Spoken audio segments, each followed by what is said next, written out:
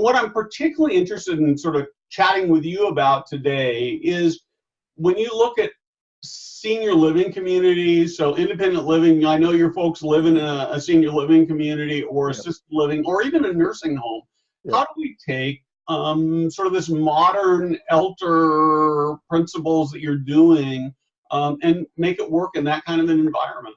Well, let's look at some of the historical framework for the thinking around senior housing. And I'm going to say a few things, and let's start by saying I'm a neophyte. I'm not from the industry, so these are external observations. Think of me as the layperson with these observations. I may be wrong, and if I am, that means that maybe the general public is wrong as well.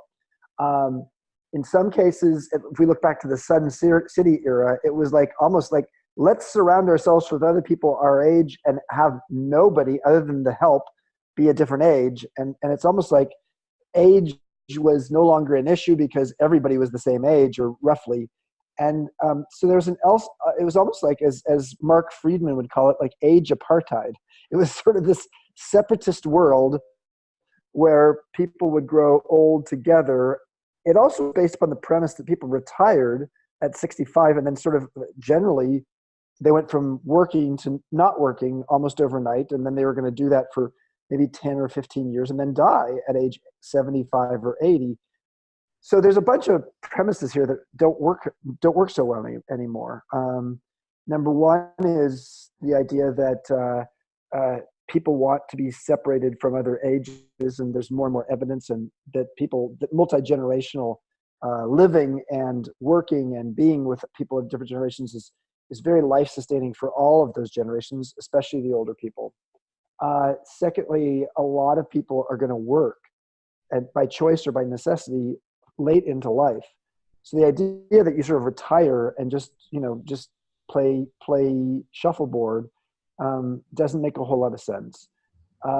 In fact, the idea that people want to be segregated, not just from other ages, but they also want to be sort of in some suburban or exurban community way out the hell out there that's not part of the heartbeat of a city doesn't make a lot of sense for a lot of people.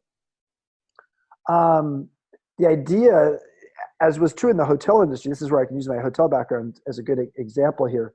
Generally speaking, when new industries get started, speaking of peak, they focus on the base of the pyramid, the most fundamentals. And so for Marriott and Hilton and Holiday Inn as hotel chains, they were focusing on standards and predictability.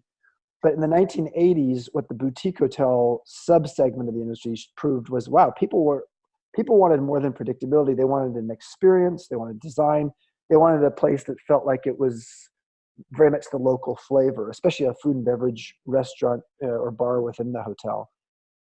Having said all that, what that means is wow, the hotel industry had to start to be less predictable and less cookie cutter. Well, I think the senior housing industry is sort of still stuck in the 1980s, much of it, in terms of there's a boilerplate of what the design is, and they just stamp it out